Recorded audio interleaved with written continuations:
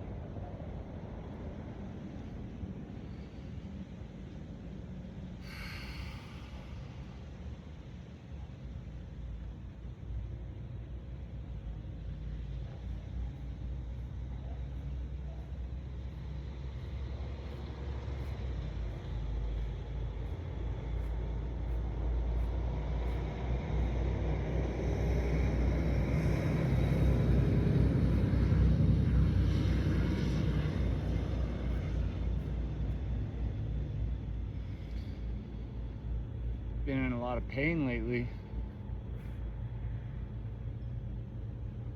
Pain is a very challenging and difficult thing to carry, but somebody's got to do it.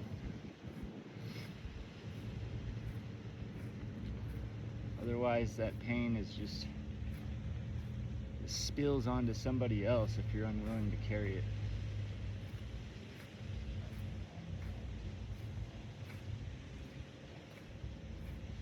There's not a lot of people that can carry it that I've seen. I've seen a lot of people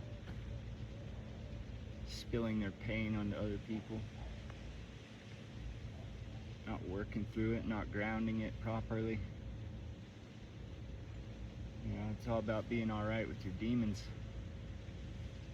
or the things that cause you pain.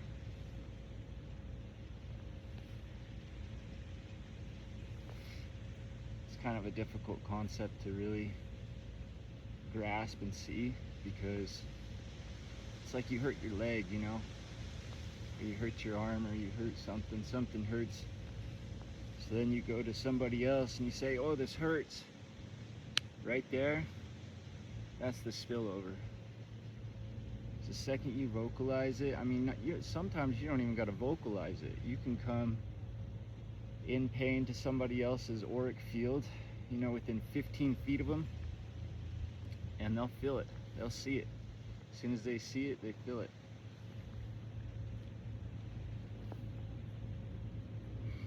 That's the lowest form, which usually people don't have a real big problem with. It's just sometimes I see myself concealing it because of the amount that I carry. It feels weaponized within me. And if I really start to talk about it, then it's not good for the collective consciousness. My inner circle and outer circle, which is connected to the universal circle.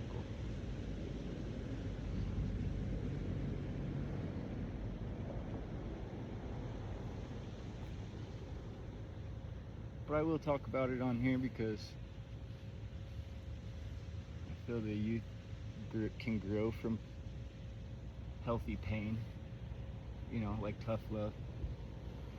I think it's important to share experiences that happen to you that may cause some pain, so that people can learn and grow from that, and hopefully not have that come into their life.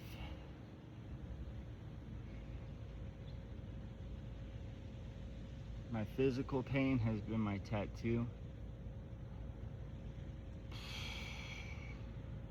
I've been in the process of removal for a long time now, and I'm learning and growing from it. Lots of mixed emotions, lots of outside judgment. Some people say, well, why don't you just leave it? You know, if it's causing you that much pain, why don't you just leave it? And then that's when I recognize that I probably shouldn't even said anything to that person.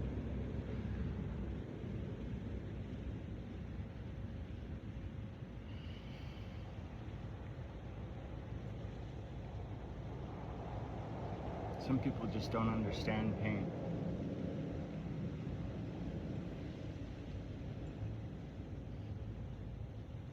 They run away from it, which is very easy to do in this day, in this age. The older we get, the easier it seems to be.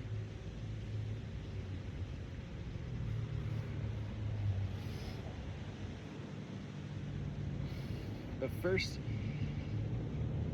attempt, I just wanted a little part of it to be gone, so I started in on dermabrasion professionally from somebody, and she did an amazing job. She did it to the best of her ability, you know, but with dermabrasion there's a lot of scarring, there's a tremendous amount of pain, and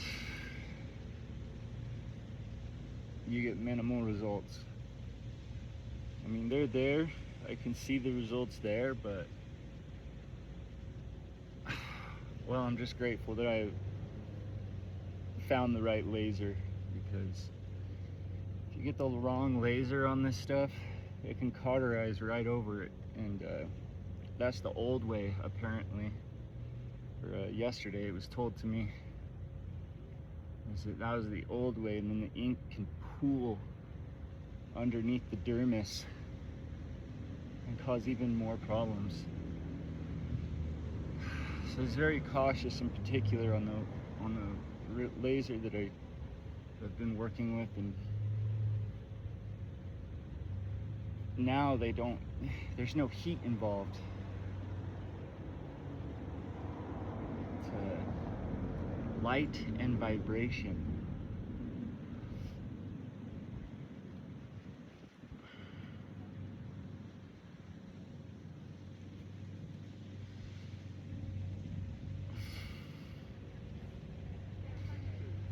And the first round I had, only had 2 rounds. The first round,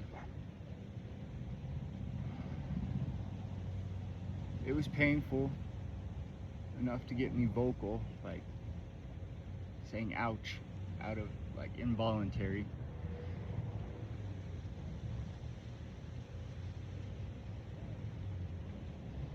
Sometimes we have pain happen to us and we voluntarily vocalize it immediately. And then other people, they don't vocalize pain unless it's involuntary.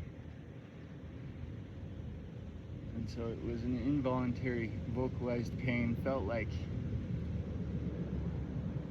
you know, and if it was on my arm or somewhere that isn't as sensitive as the heart, you know, right on the rib cage, then I don't think I would have screamed. Well, I didn't scream, I just kind of yelped. I don't even know what kind of sound I made, but I remember it was vocalized. And it just felt like somebody took about 3 or 4 rubber bands, pulled it back as hard as they could, and slapped it right on my heart area over and over and over again for about 2 or 3 minutes straight before it was done. And then it got worse. Yesterday was the second round. And boy howdy.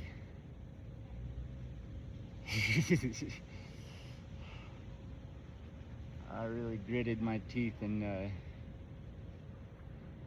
I tried to hold back vocally as deeply as I could, because there was a woman doing it, lasering me. And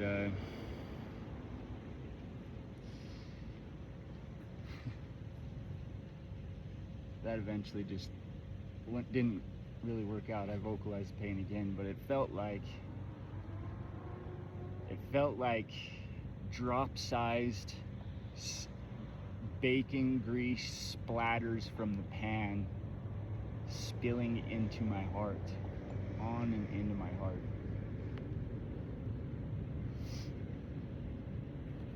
I mean, that happens one time to you, you kind of pull back and you might say, ooh, ah. But it was about the equivalency of probably like 15 or 20 drops, like one at a time.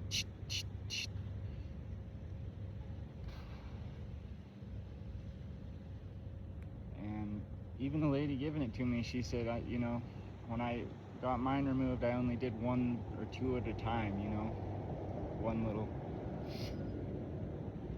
laser effect at a time, one bacon grease splatter at a time.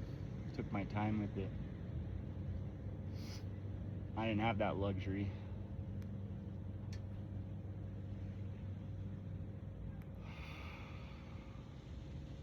Stuck to my breath. Tried to pull the inhale on the brakes and exhaling as a metaphor to exhale the pain.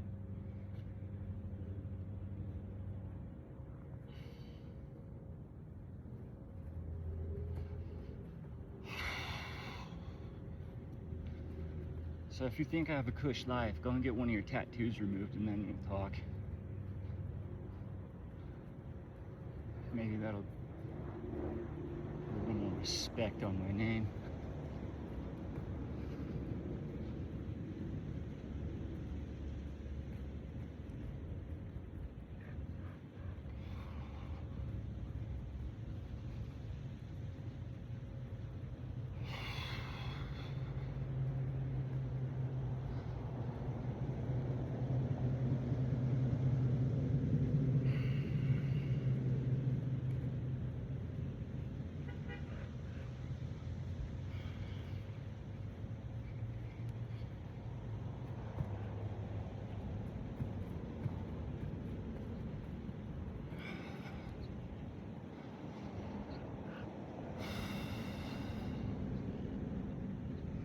Still far from it, but the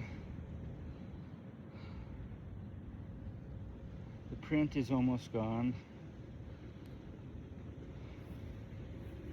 The shading is just about gone.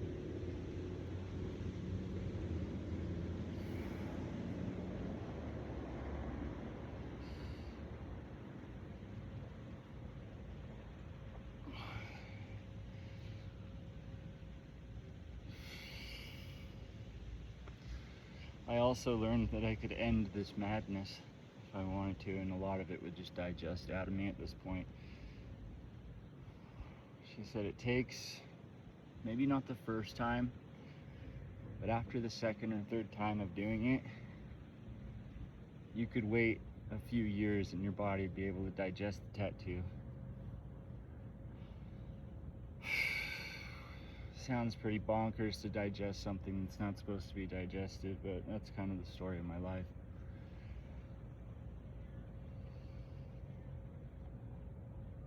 Sometimes I take things and trust of people and ingest it, and shortly thereafter I recognize that it's probably not supposed to be ingested.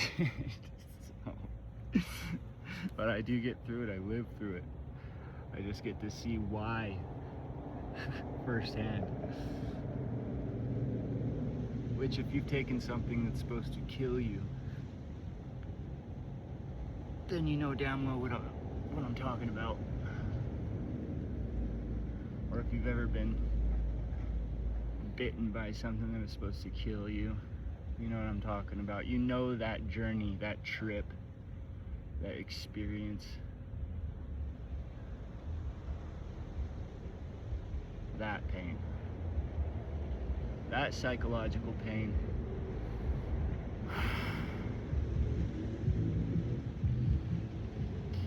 I just keep concluding that I'm doing it or it's happening, not so much I'm doing it, but it's happening to me so that my future generations, the future generations that are looking at me as an example, can learn from and grow from.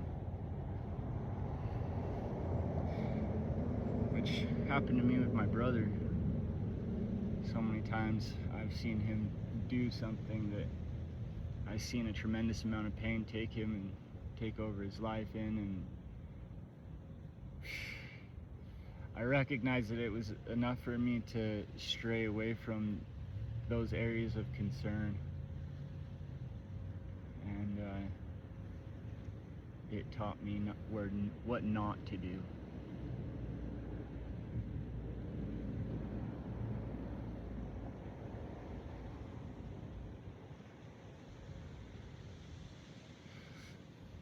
So if there's anything to learn about with this tattoo and its pain, I would say that you get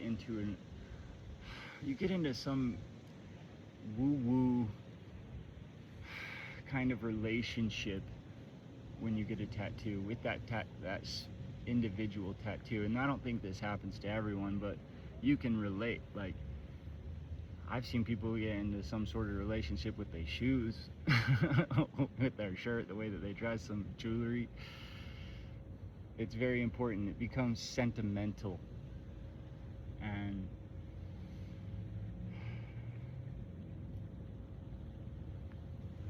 I'm glad that I've been able to get out of this sentimental relationship that I had with my tattoo and digest it, because it has not been easy. It's carried me through a ton of pain. A ton of pain.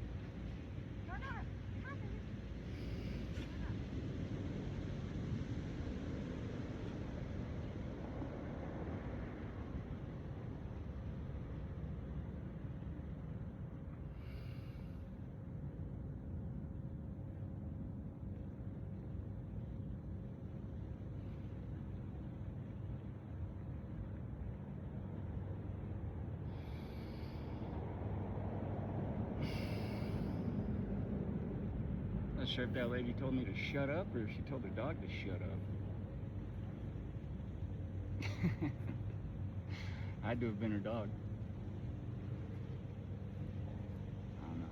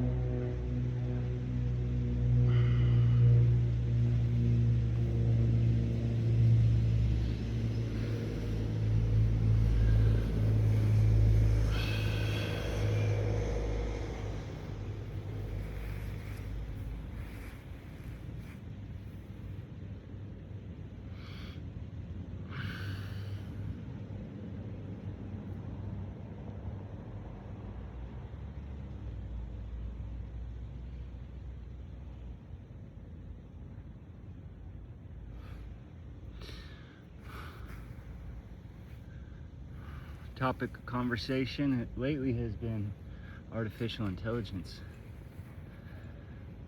People are howling about that.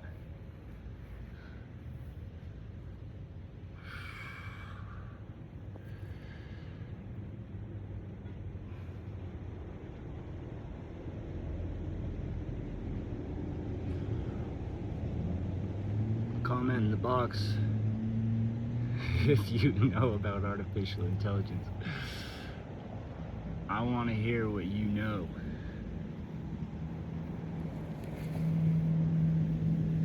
I want to read what you got about it.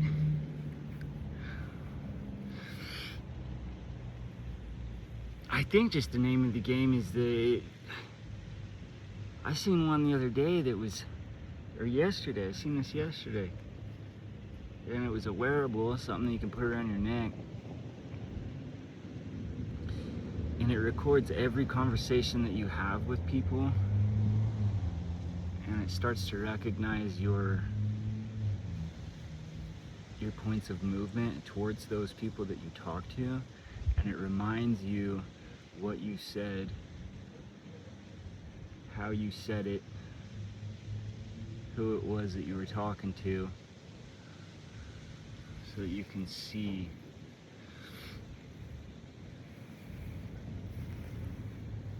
what you want to do next. Give you tips and pointers about what to say, what not to say.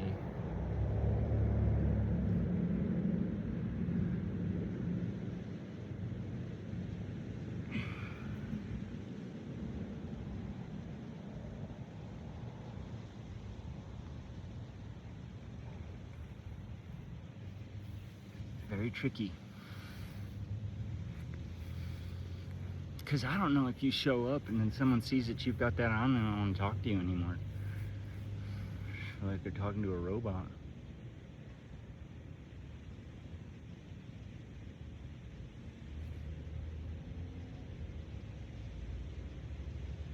I guess you could conceal it.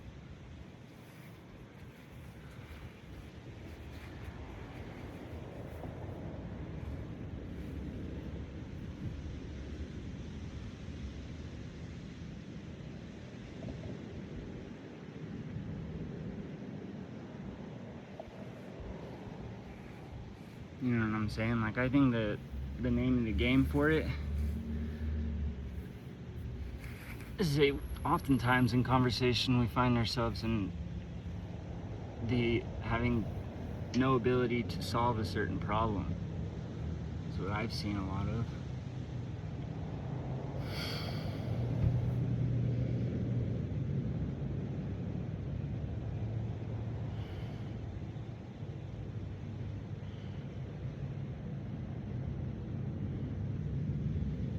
So maybe it just solves those problems, so the next time you meet that person, you're like, oh, hey, this is the solution.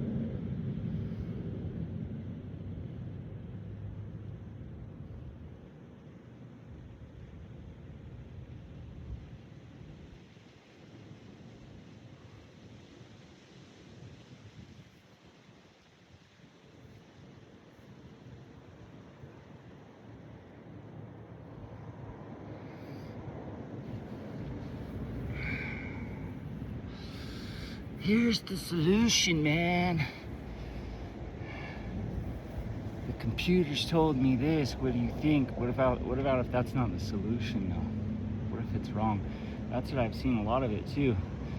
It's like a people-pleasing software. But I think they will get it to where it's like the most powerful one will stick to the objective truth. And then if you're paying for that, then you have the information. And then again, it starts a war with the haves and the have-nots. It's like anything they can do to get a civil war going on in this country. It sucks. Because sometimes there's more than one objective truth. Because the sky is blue, but it is also orange. It is also pink sometimes. You know? How does it differentiate?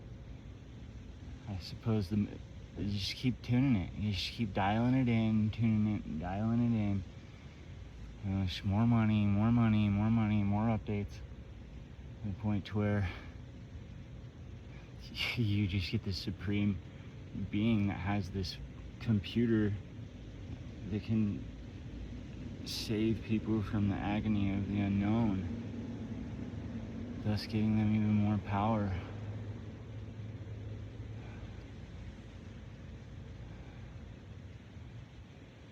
I like to say my artificial intelligence is not artificial. That was dumb.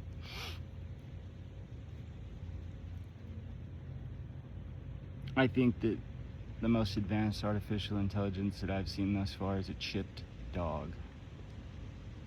That's what I'm talking about. I just don't want to do that to my dog. But I don't know, maybe he already is. You don't really know. You know? Got him when he's old boy. They said he's not chipped, so probably not chipped. But people say that's stupid. It only tells you the tracking location of where they're at, you know, so you can find them if they get lost. But also, what about all of the frequencies with your Wi-Fi router, your cell phones?